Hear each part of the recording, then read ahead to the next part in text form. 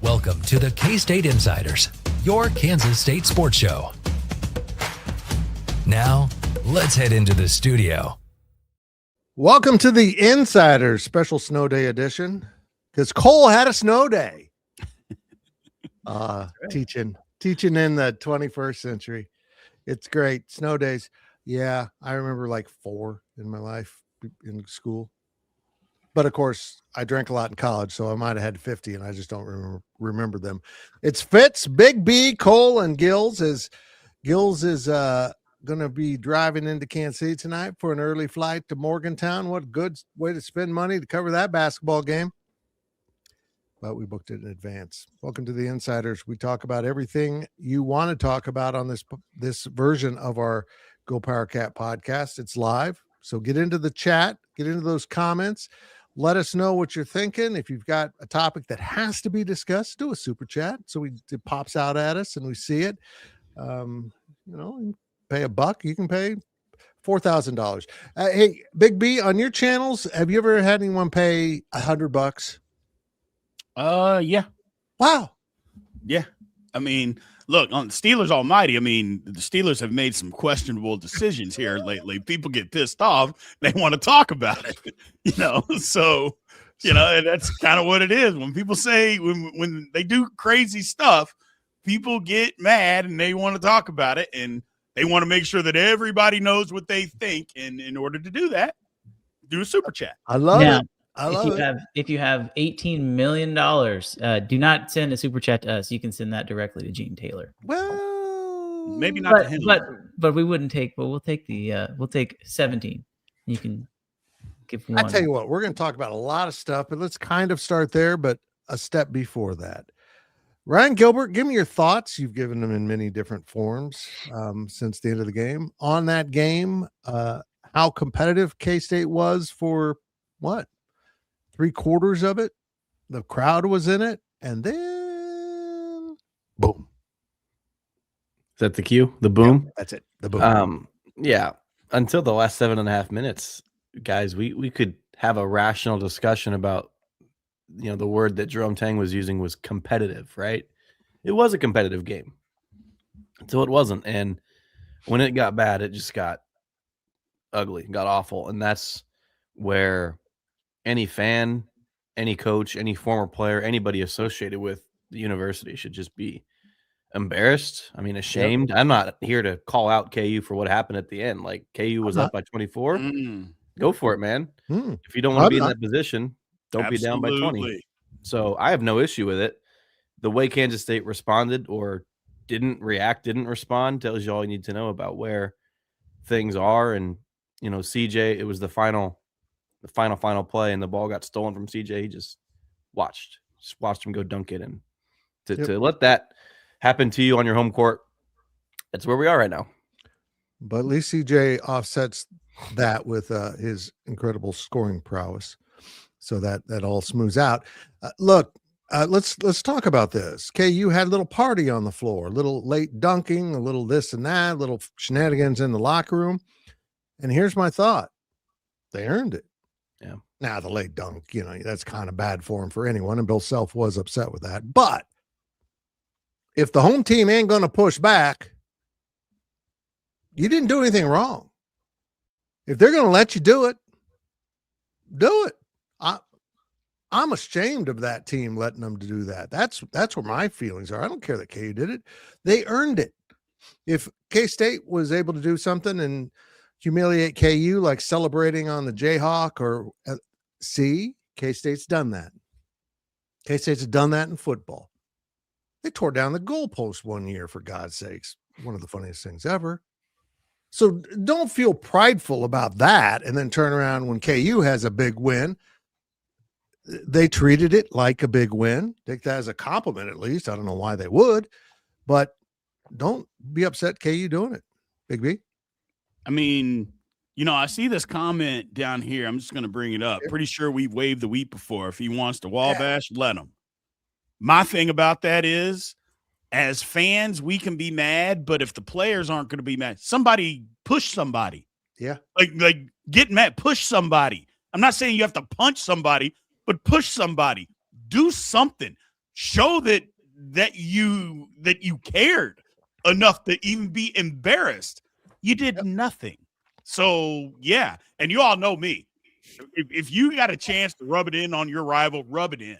Rub it all the way in and don't care. They can be as mad as they want. You know what? You had a whole game to do something about it, and you did. Too bad. So sad. It's the way life works. And I was just disappointed in the way, just the lack of fight. That's all. You know, I know Coach Tang talked about competitive, but they didn't stop the game with 7.5 minutes to go. Fitz, we say this all the time on Big 12 Insiders. Like, you get fans that are, well, the game was close for 3 quarters. I go, you're right, it was. And then they played the fourth, and it was a blowout. Like, they didn't. Game's fourth quarters. and they kept playing. And guess what? KU kept playing. And KU smelled blood in the water. And when they did, they literally attacked us, and we just stood there and just took it and did nothing. And that's why I'm so disheartened. But, hey, if you don't have any more fight to somebody on your home court is dancing in front of you and you don't even push them, then what should we say as fans? Like, what are we supposed to think? Cool. I mean, let's take a step further. He's wabashing. It's not even like it's the game's final possession. He goes and gets a steal after that. He literally gets a steal after that. And listen, Trey White, he's a good basketball player. But here's what I'm going to say about that. Trey White's been to 4 schools in 4 years. He went to 3 high schools in 4 years. Trey White, he does not know about the rivalry like other guys like Bill Self, like Flory Badunga, who've been at Kansas for a while. I'm not mad at Trey White for dunking the basketball because everywhere Trey White's gone, it's been about Trey White. Maybe it's not like that at KU, but Melvin Council has completely changed the culture at Kansas. And without Darren Peterson, he's their best player. When their other team's best player is excited for winning a rivalry game, you should be pissed off that you're losing a rivalry game. But K-State wasn't. And where is that messaging? Is that from the top down? I don't know. I understand the whole, we don't want to make this game bigger than it is. But guess what? It is bigger than it is. For everyone who's saying that it isn't, including the coaching staff, you're wrong. Because no other team is going to sell out Bramlage Coliseum the rest of the season. No other team is going to have full student allotment of tickets sold. So to say that it's not bigger than it is just a fallacy, because it is. And for the players not to care, well, that should just tell you where the program is right now. You know what, Fitz, I don't know if you're changing subjects or not, but I want to get this in. 2020, Bruce Weber's last couple of years were bad, to say the least, right? It was downhill. And even that team that had won, 3 games, I think, in Big 12 play, what happened, and our guy Riley Gates was there and recorded it all, right? That brawl, that team had fight. That team, that Bruce Weber team, when things were so bad and the program was so stale, that team had fight. Now, was that good for college basketball? No, but they had the fight. This team doesn't have that fight. It's pre-transfer portal. Pre-transfer portal. I think that gets lost on people. That was pre-transfer portal. Pre-transfer portal. Those guys knew. I can't speak. Those guys knew what the rivalry meant. I'm not sure these guys do. Yeah, but I get what you're saying, and you're 100% right, Cole. But I don't care if it was the rivalry or not. It could have been anybody dancing on my home court after you just embarrassed me. I don't care who it was. It could have been children of the poor. If they're doing that, they got to get shoved. And if they push me back, then we just have to fight. That's just the way it works. These guys don't. You're right, Gills. That other team had fight. This one has 0. No fight whatsoever. And it doesn't matter who you're playing. Act like you care or act like it means something. Because if it doesn't mean anything, okay, fine. But show some sort of gumption, something. I mean, you wouldn't let somebody do that on the pickup court in a pickup game. You wouldn't allow that. But you let them do that on your home court playing college basketball. It's embarrassing. It's just embarrassing. No wonder this team can't play defense, Gills. They don't even defend their court. They don't have any interest in conflict at all, which is what defense is by nature. Yeah. I'm I'm kind of irrationally angry about this because this to me is like, okay, we're all in this house together. It's the K-State house. And we invited these guys to be part of the family. And then someone takes a giant heap and steam and crap on the front porch aimed at them, but it's our house. And they say, oh, sorry. So someone needs to clean that up. It's not our job. I mean, screw these guys. They want fans to come out, but they'll just let their home court have that happen.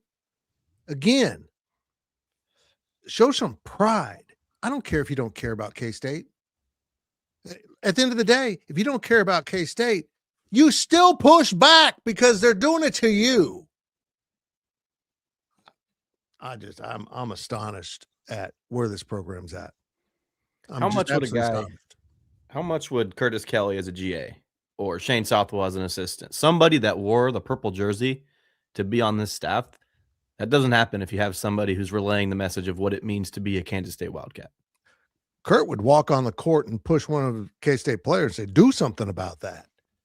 Kurt won't put up with that. I mean, I'm with you on that, Gills. But to be honest, if we're just going to break it down and be all the way honest, I don't even think it has to be somebody from Kansas State. It's just got to be somebody on the staff that's got a pair. That's all. It doesn't require you to have to have played or be at Kansas State for that to happen. Like I mentioned, you wouldn't let somebody do that on the playground, but you let somebody do that on your home court. It's a complete staff failure to allow that to happen. And I have no problem saying that that's the problem. I mean, if you want to be a nice guy, that's fine. But this is what happens when everybody's a nice guy. And when everybody's this, and I'm not talking just about Coach Tang, I'm talking about everybody in general that has anything to do with that basketball program. If everybody's just okay, that's fine, and yada, yada, yada. I'm not saying you got to go and punch a guy. I'm not saying that. But you can't allow somebody to Are you kidding me? You allow somebody to dance in the middle of your arena after they just blew you out? Yep. Come on, man. At least shove a guy, push a guy to let him know, hey, man, you can't be doing that here. No. You can't do that here. Yeah, you whipped us, but you're not going to do that. And I dare you to push me back, because then we're going to have a real problem. And they wouldn't. They understand. It just, I don't know. It's just weak. It was just weak. And the thing of it too, guys, is like, I think what happened this year is they strayed so far from any kind of confrontation, because let's say it how it is. Last year, that team, they had some guys who they had some pricks on that team. We'll just call it how it is. They had some pricks on that team, and that got the better of them. But what last year's team had is, you know what? They got embarrassed when they went 1-7 or Big 12 or whatever it was. And they were so pissed off that they reeled off 6 wins in a row. And then when it got tough, they quit after that. But they did win 6 games in a row and showed some toughness. Now, this group, I think the reality is they went so far away from last year's team because they got a bunch of guys who, from all intents and purposes, are really nice. They're really great. Nice guys. They're really good kids, and they're too nice. And instead of rocking the boat, they just sit there and take it. And I feel like that's kind of where we are. And until somebody steps up and holds the level of basketball and holds that level of play accountable, this is going to continue to happen. Yeah, they're going to find a way to beat a team or two, down the stretch. But until they really dig in and fix their toughness, they're not going to have consistent success. And we're going to have these same conversations the rest of the year. Gills, what's next for this basketball program? You're getting ready to head to West Virginia, a winnable game. They're not going to win it. I don't see that. How it gets better this year? Yeah. What's next? Does it get better? Is there a way to fix this season? Without Abdi, and Lord only knows what's going on with the other guys. I don't know. I mean, I think that becomes an issue if it really is health related and they can't discuss it. That means Gene Taylor knows about it too, because he can know that. He's inside that bubble. So if they're faking this as something more, At what point does this add up to making a change? I'm not calling for his firing. I'm just curious. When is enough enough? And we're all aware of this. The buyout's enormous. Gene, you screwed up on that. Just 100%. But I just want to say this. I'm not attacking you because your entire industry are freaking idiots. Will you get a professional negotiator to sit down with agents and actually negotiate, not accept whatever they want to shove down your throat? We want a $3 billion buyout. Okay, you're going to be great. You're not going to have to buy out. Stop it. Think of your business first, because this is a business. You can't be putting your business in financial peril. But this isn't Gene's decision. I believe that. First of all, someone would have to help pay that buyout. So there's another factor in there. But second, I don't think this party ends, fellas, until the people paying the NIL, I'm not going to name names, say enough. It didn't work. We tried. It didn't work.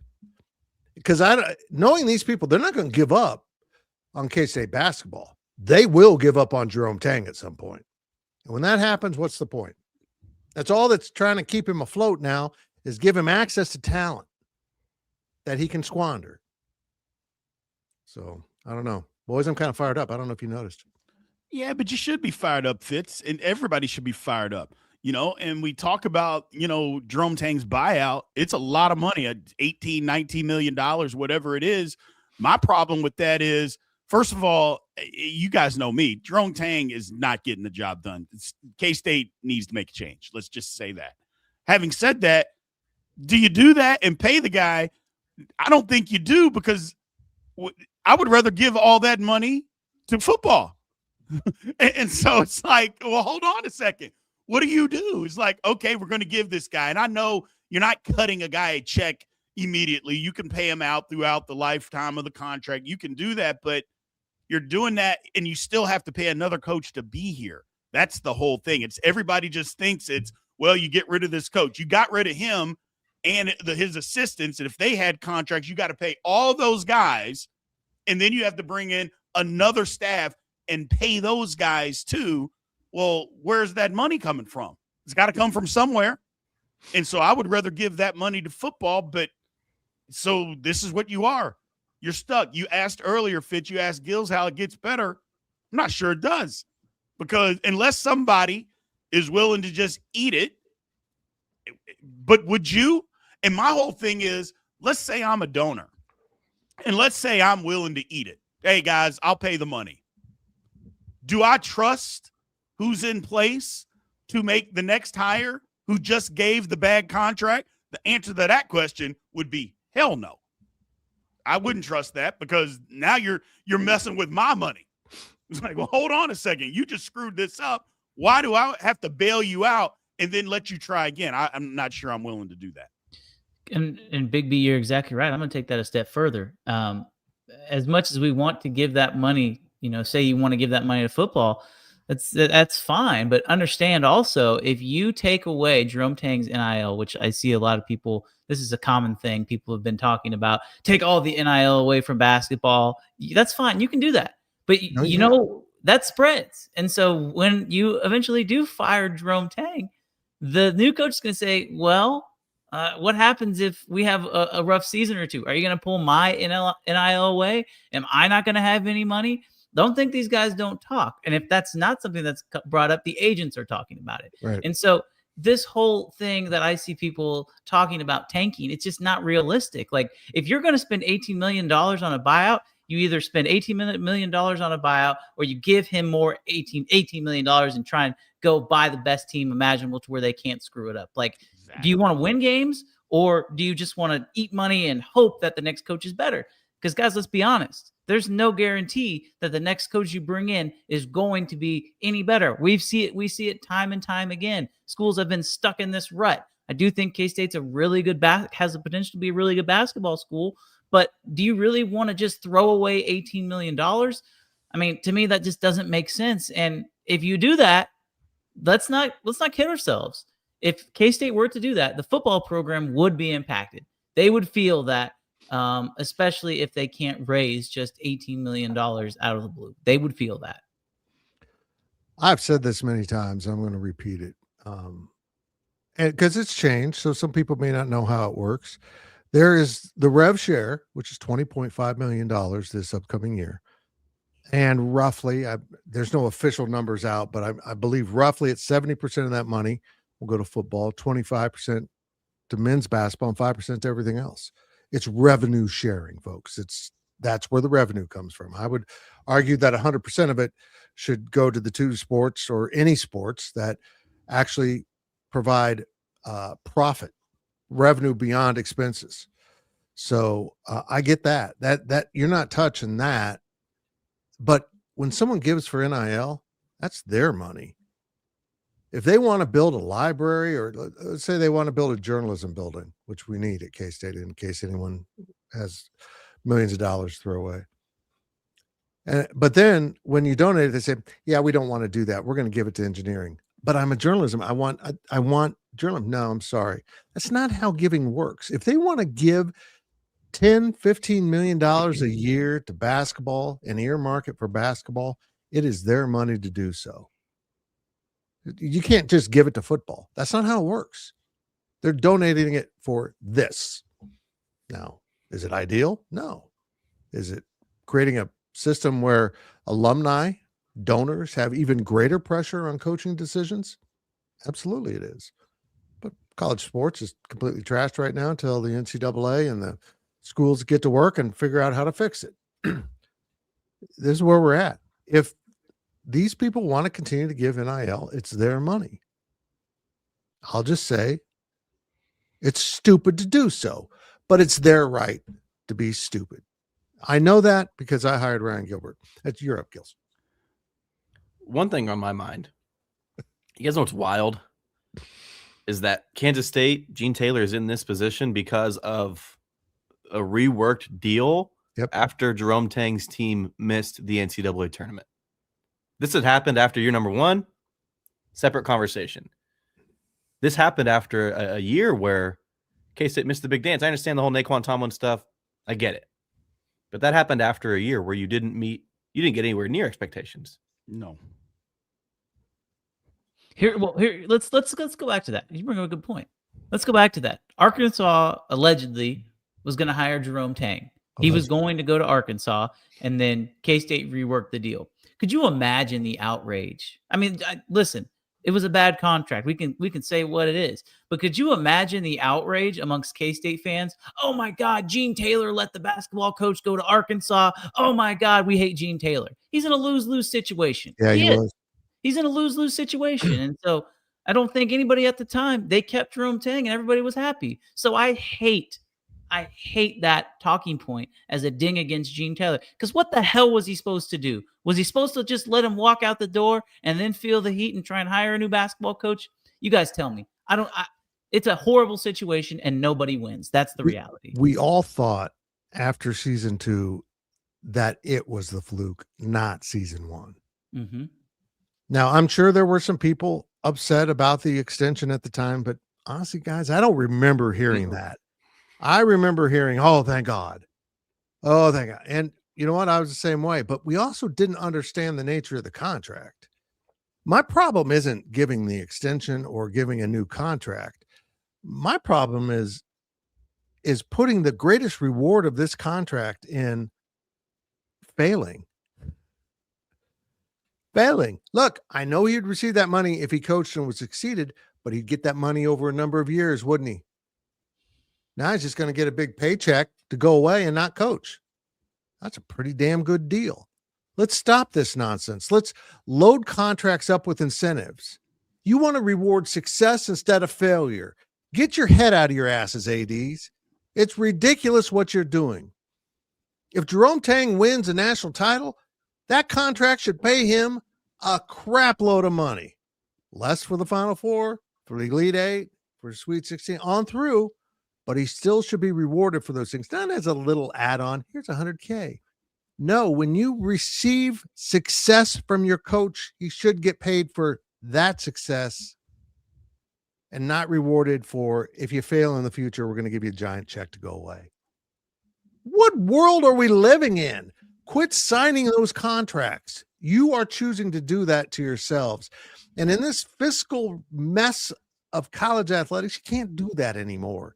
You can't. Run a business. I will be proud of the first AD that has a great hire, and when they demand too much and a massive buyout, they literally say publicly, no, we offered the job. He wanted too much. It's my job to watch the budget. We said no. We're going to go get someone who can coach within our budget. I know fans won't be happy. Some of them won't, but those are the fans that'll cry the most when you have to pay the buyout. The buyout too. I mean, that was also in place for other schools, so they couldn't hire him, correct? Is that how that works? Yeah. So technically, if something like that were to happen again, and if Jerome Tang were to win and go undefeated next season, and Baylor comes calling, they would have to pay K-State $18 million. But I yeah, don't think it was that. I think the $18 million, I need to look at the contract, was the remaining base of the contract. Okay, that would make sense. You typically buyouts for coaches are 1, 2, 5 million.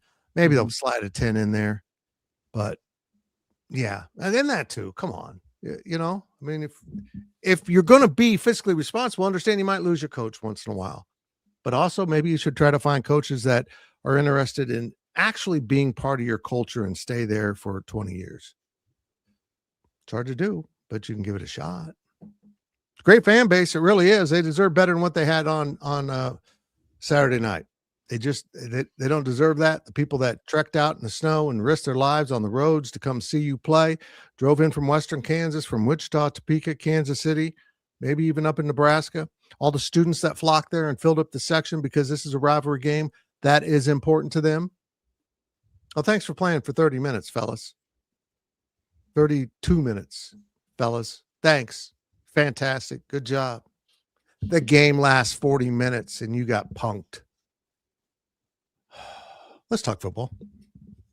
I feel better. No, I don't. Do I feel better? I'm not sure. Cole, portal is open. When's the portal closed for entry? Portal is closed. Right, it is. Portal is closed. Portal's closed, but folks, that means you can't go in it, but you can still sign with teams. Now, what's interesting about this is I don't know if anyone's going to play this gamesmanship, Big B, and you're more familiar with the whole Big 12, but this is a good time for you to go get that player, if they're out there still, that someone on your roster would want to leave if they came, because now they can't. They can sit out, I guess, and quit playing, but they can't enter the portal. They're still yours. I don't know. This is a good time to get more players for me, Big B. I think it's a great time. Yeah. Because first of all, there is a ton of guys that are in this thing still, and a ton of good football players. Maybe the best left tackle in the country is currently still in the portal, Jordan Seaton from Colorado. He's still out there. Now, he got in it late, but he's still available. There are a lot of good football players that are still in the transfer portal. So this is a great time because, again, you get that initial push and get those guys, but now it's like, okay, where do we need a guy? You know what? This guy's pretty good. He would fit our system. Let's bring him in. Let's talk to him. Let's get this guy in. Let's fill a need. Let's fill a spot. Tons of guys out there at one point. Now, the numbers on how many people were in the transfer portal, I mean, they're so skewed and people throwing out rumors, but 5,500 is probably a solid number. Well, that's wild as far as the number of people getting into the transfer portal. And it's probably more than that, to be honest with you.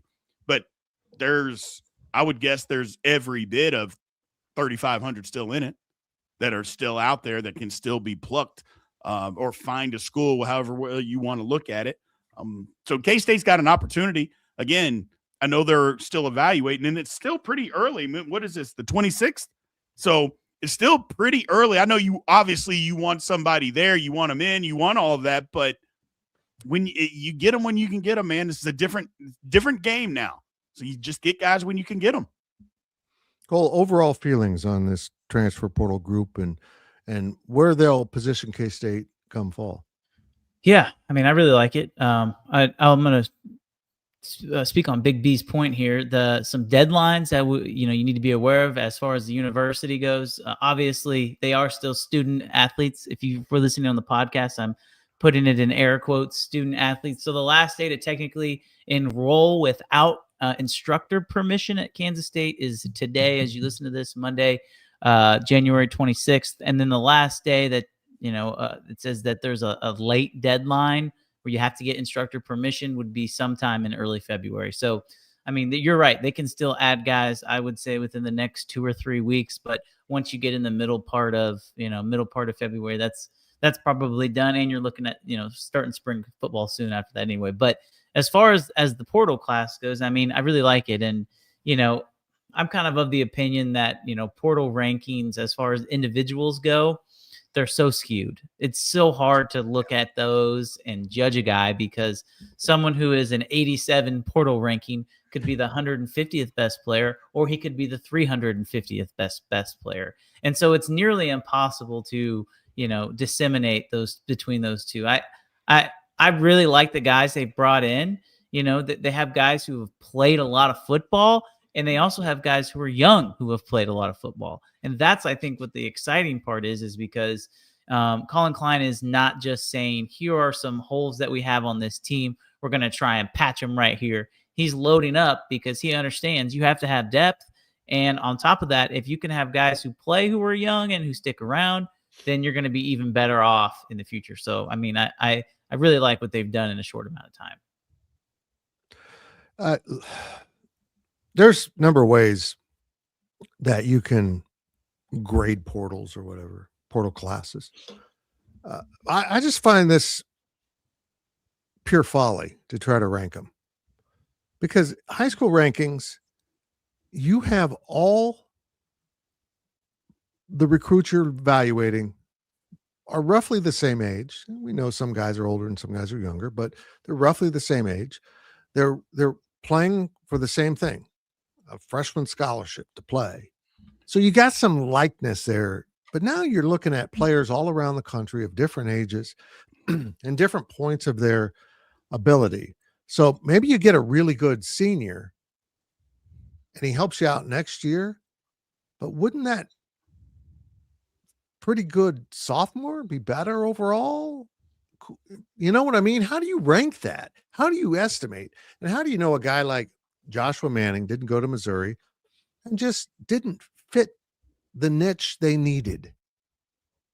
I've seen it happen at K-State. A kid just didn't quite fit what the offense or defense wanted, and he goes somewhere else and maybe has success. Who's to say that this kid doesn't come in here and fit exactly what K-State needed, and they're going to get him the ball because he's exactly what this offense wanted? That's another thing the portal can't measure. Cole, where's 24/7 got Kansas State? I believe the last time I checked was 35th, maybe 38th, one in top 40, which I know for a fact they haven't had under Chris Kleiman. Look, okay, here's the problem with that. K-State signed 24 the portal. Sounds right. Non-specialist, yes. Yes. How do you rank that against this program like Iowa State that signed 50? UConn went 65. How are you evaluating that? Is that better because you got all those kids? But we come to find out that our competition, I'm not supposed to say the name, but it's kind of like off too. Sorry, 24/7. This is a topic I got to discuss. That they actually rate the guys who left are part of your rating as well as the guys you bring in. Color me intrigued. I am interested in that, but still, it is that makes the magnitude of the measurement even more difficult. Yeah. But see, I think it makes it easier, Fitz, and here's the reason I say that. I don't know if it's easier. That's a terrible word. It gives you a point of judgment. What you brought in is better than what you lost, but yeah, but I think it makes it more manageable to grade these guys because you've actually seen them play college football, where a high school kid could be the best high school player that's ever walked the face of the earth, and they go to college and they absolutely stink. We have seen that so many times that The guy that they think is the best player ever literally is terrible, because for whatever reason, it just doesn't translate to the college game, where at least when you're evaluating these college guys, at least you have a leg up where you've seen them play. Now, one thing is I totally agree with you when you say, well, but if they're in one program and they just don't fit and they move to the next program and they're good, that makes sense. So I think, first of all, when you're evaluating everybody, the evaluation is still just a guess. Yeah. Nobody really knows. It's all just a guess on what we think that they can do. But until you actually see them do it, it's different. And especially in the transfer portal, you're thinking, okay, I've seen this guy do this at this level. I think it will translate to this program. Where in high school, it's like, okay, I've seen him in high school. Is it really going to translate to this level? We'll see. I think it will. I've seen people with his same skill set do it before, but it doesn't mean it because you hit on it, Fitz. You can't measure somebody's heart. And I don't care how good a football player you are. You cannot measure somebody's heart because the first time you get punched in the mouth, people react different.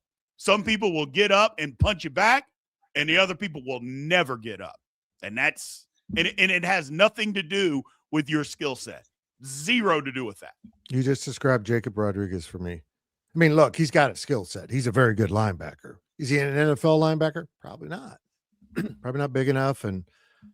But that heart, man, he just plays with it. Cam Scatterbo last year for Arizona State. Great running back. If he just played, just went through this is what I can do physically, he wouldn't be very good. He adds in that focus, that desire, that inner anger to run over someone because they're trying to tackle him. If your team doesn't have one of those dudes, you're in trouble. And if you don't have more than that, you're still going to fall behind, I think. Gills, you got anything on? We were still talking about the KU game and these guys not having heart. I thought we were on football now. Yeah, we were over there now. Huh. Yeah. Is that all you got to put in here? Yes. I'm over here meditating about the lack of heart. K-State. Ryan Gilbert's a little under the weather. If I'm feeling better today, I'm actually feeling. Gave me the sick. Spry. I did not give you. You're feeling better. I feel worse.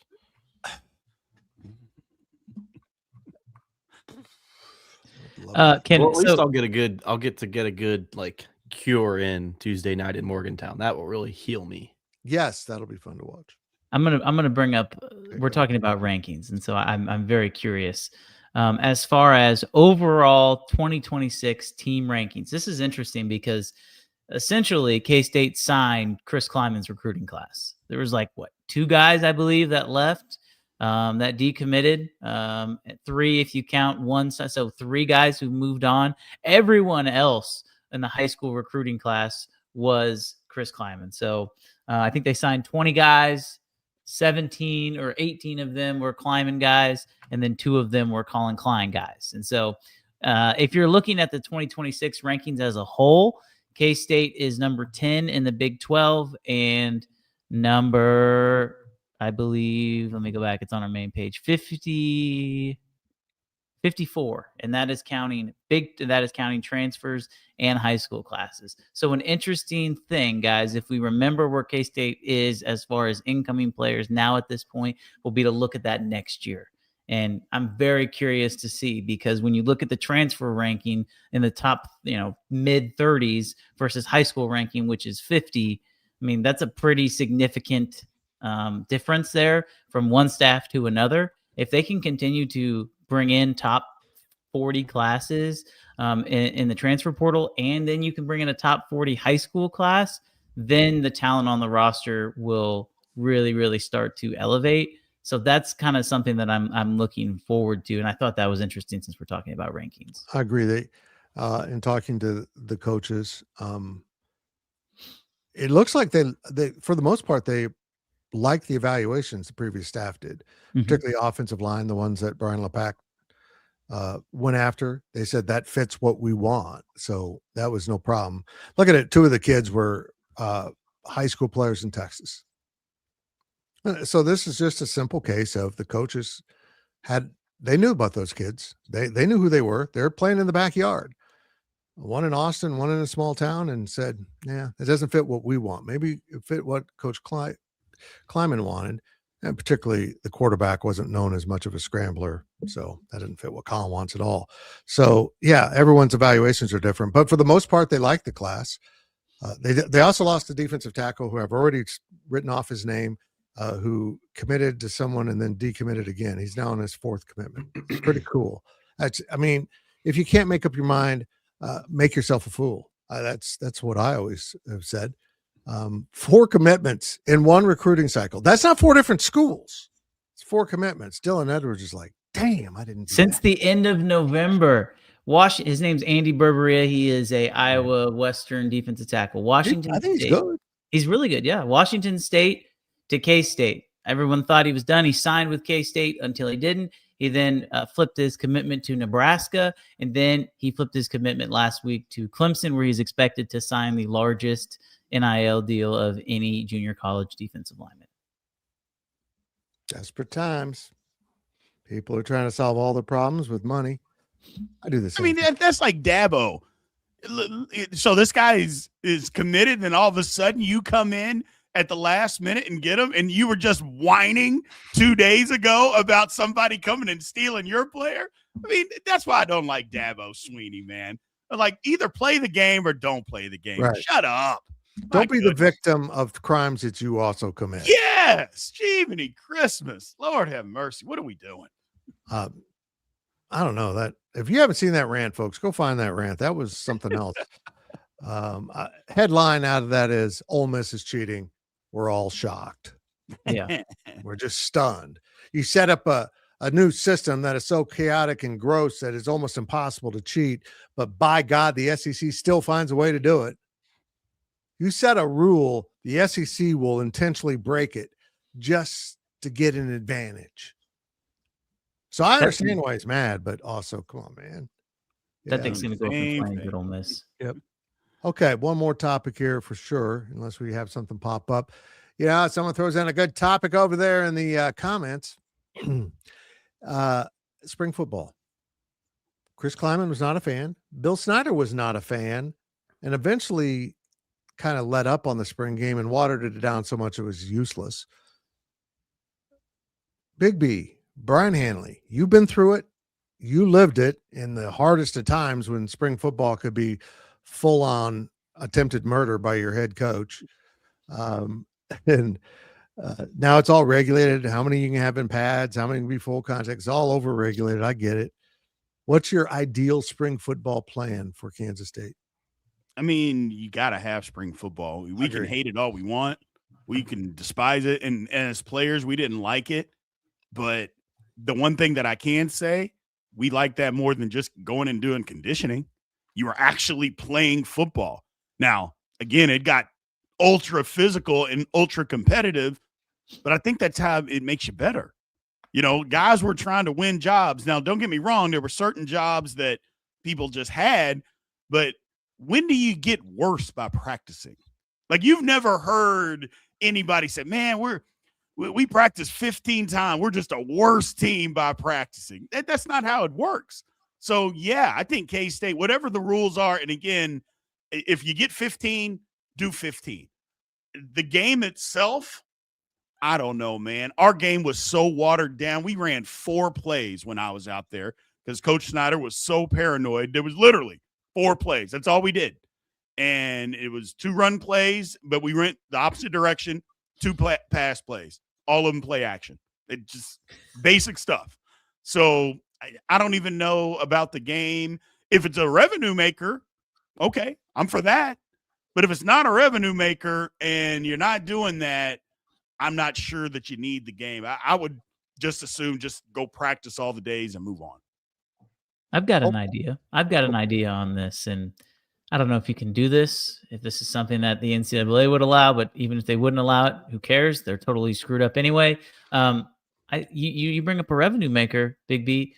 Why not hold a spring game where you use it as essentially a fundraiser for your rev share or for your outside NIL, however you want to phrase it, but if you want to come to the game, you can buy tickets. Tickets are this much, but if you donate, if a ticket is $20, let's say every single ticket's $20, you come, it's open seating, you can sit wherever you want. But if you donate 40, all right, well then on top of your ticket, you also get a hat, or something along those lines. Like you have some sort of package to where these tickets will go directly to whatever the in-house NIL is, where you are directly giving it back to the athletes. And I don't know how much money you could raise. I don't know if it would be a lot, but it wouldn't be something that would be insignificant. And I think for Collin Klein's first year, it would really be something that people would like to see. And even if you only run 4 plays, Big B, you know what we're going to do? We're going to talk about it. And we're going to talk about what we saw. We're going to talk about them. And if you do that, you might even be on ESPN, because what happened with Deion Sanders did it. That spring game, it was aired on ESPN. It was snowing. It was disgusting, but it got airtime. And you know who saw it? Recruits. And so why not use that NIL as as something that fans can come and see? And also, you know what you can do? You can use it to get recruits on campus, and you can use it as a junior day as well. And you can show off what a game day atmosphere would look like. I have no idea if that's something that they would have any interest in doing, but it makes a lot of sense. It's forward thinking, and I think K-State could really benefit from it. Gills? Mic's off. Oh, I'm so sorry. Can you hear me? Yep. Yeah. I mean, just in terms of fan engagement and excitement, it's not going to hurt you to do that. So, yeah, Big B, I'm not disagreeing with you one bit, but like, sorry to tie this back to basketball, but these guys come in like PJ Haggerty was early June, late May. You don't have that much time together. And with football, you have a lot more time together. So I'm not trying to compare football to basketball, but that camaraderie and that gelling process, obviously with spring football, whether it's a spring game or not, anything in the spring is just going to accelerate and help that. Agreed. I want to remind everyone that you get 15 practices. As I mentioned, they're kind of allocated in, what you can do in those practices. But when you play a spring game, that's one of your practices. That's not a bonus. That's one of the 15. And one of your full contact practices is used for that. I don't want that. I want the coach to be able to maximize what he gets out of that practice. You only get 15. We might have seen last season what happens when you don't take all of your practices. Your team looks like you didn't take all of your practices. I don't know if that was related or not, but it certainly is a point that can be made. So if you're going to maximize your practices, you want to get the most out of your team, I wouldn't hold a scrimmage, but I would hold a fan fest after the last practice. And I'll spell that out in tomorrow's daily delivery. That's selling forward right there. That's selling forward. Tomorrow's daily delivery will deal with what I think they should do with spring, because I'm told they haven't even discussed it. There's so many things going on in football that they haven't even got around to discussing. This is what we want to do with spring football. I'm sure Collin will want to return to it. Collin, I'm begging you, don't do the watered down spring game thing. People don't want to go to it. They do it to be polite. Cole's plan's kind of cool. Come to it, attend it, and it's going to cost you $5, $10. It's going to cost you $5 a head, or whatever else you want to give, because it's all going to NIL. I don't mind that plan at all, but maybe you can spin that into a fan fest and kind of make it a day of celebrating K-State and on a beautiful spring day at the Bill. I don't think there's anything wrong with that. Let me ask you guys this. What would you think about organized scrimmage against another team? I have long said absolutely yes. Yeah, if that's going to start happening, I'm in on that. Organized. Now, not like a real game or anything like that. Get coaches on the field and all that kind of stuff. You can do that. An organized scrimmage against another team, just like they do in the NFL. What's wrong with that? And I get it. It's going to cost money because people got to travel. I'm like, but I think it's great. You could do it at a neutral site if you want to. People could come to the Star and they could have 3 games, in a day, starting at 11 o'clock in the morning. You could do K-State and whoever. Obviously, it's not going to be somebody from the conference, but it could be K-State and Nebraska. And just keep moving on and move on down the road. Why not do that? That, to me, that would make plenty of sense. Split the revenue, 50-50 between each team. You're telling me people wouldn't come to the Star to watch 3 football games organized scrimmage of college? Of course they would. And that place that only holds about 12,500, it'd be sold out for every session, every single one of them.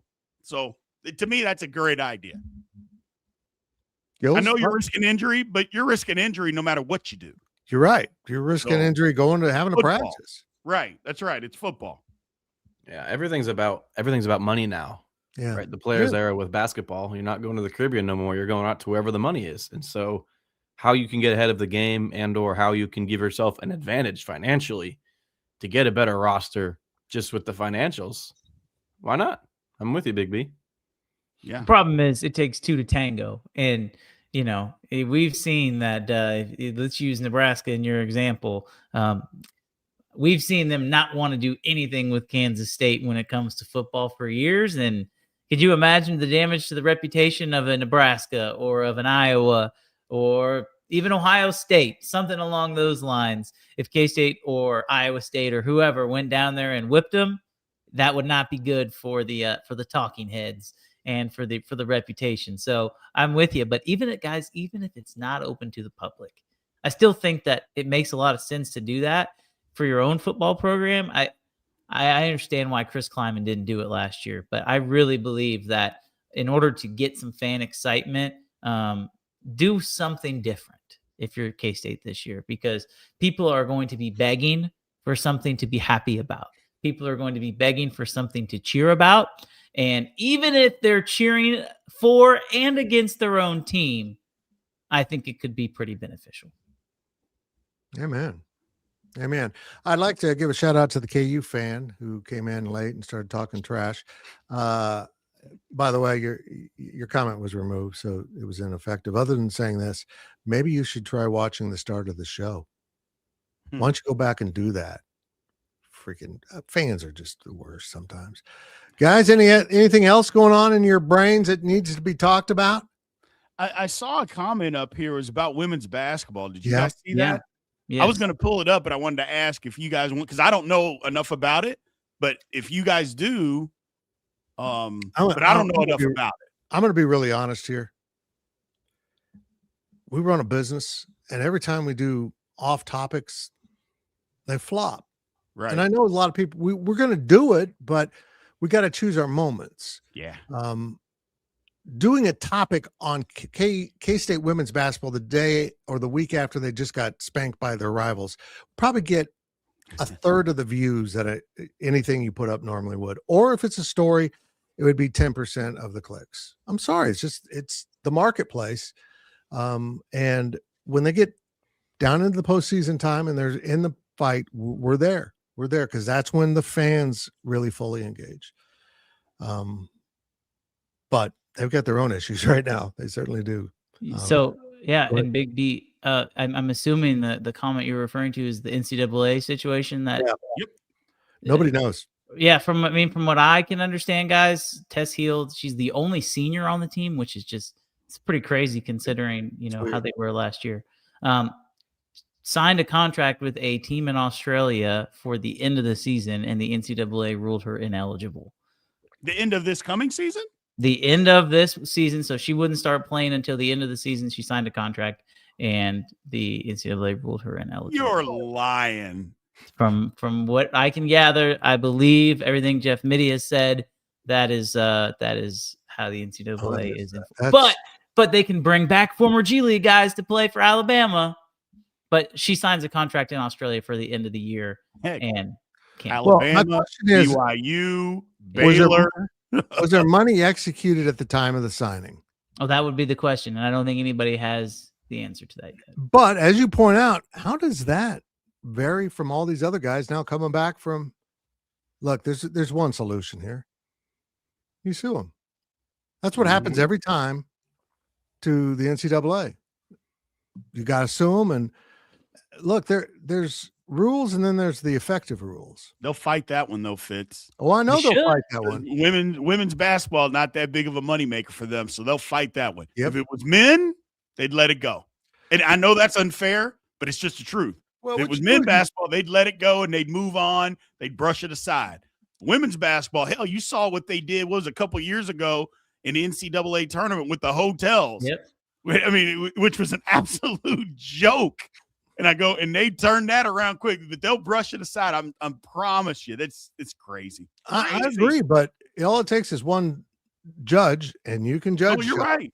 To go overturn that and give you a stay, and you go for it. I'm just so tired of the NCAA. They just sit around, and then decide, oh, we'll enforce this for just out of nowhere. I was concerned she got too much candy on her visit, because remember when they made a big deal about the amount of candy you get while they're handing them bags of cash? Mm-hmm. Wasn't it like cookies in the hotel room or something like that? Come on. Not a lawyer here, but I wanted to bring this up. Yeah, not a lawyer here, but can that be a Title IX issue? I don't know how that's a Title IX issue. I'm not sure. I mean, Title IX is about equal opportunity. I guess the NCAA would argue she had the opportunity. She decided to turn pro too early. Well, men's basketball right now, these players are getting more opportunities to play college basketball. It's crazy. BYU, Alabama. So it's crazy. Let's wrap it up with this comment from our friend Bracket Cat, who Big B, I think, is literally on every live you and I do. I love him. Oh, he's great. I've heard enough. Cole Carmody, next AD. Thank you, Bracket Cat. Thank you. Don't be giving out bad contracts, Cole. Don't be doing it, man. I'm interested in getting my administrator degree, so maybe that might be in the future. I'm going to reserve judgment on that. I need to mull that over because could I get Cole possibly to sign me to a multi-million-dollar contract for something with an enormous buyout? Because whatever that something is, I can almost guarantee you I'll suck at it. Thank you for watching the K-State Insiders. This has been a GoPowercat.com and Spirit Street production.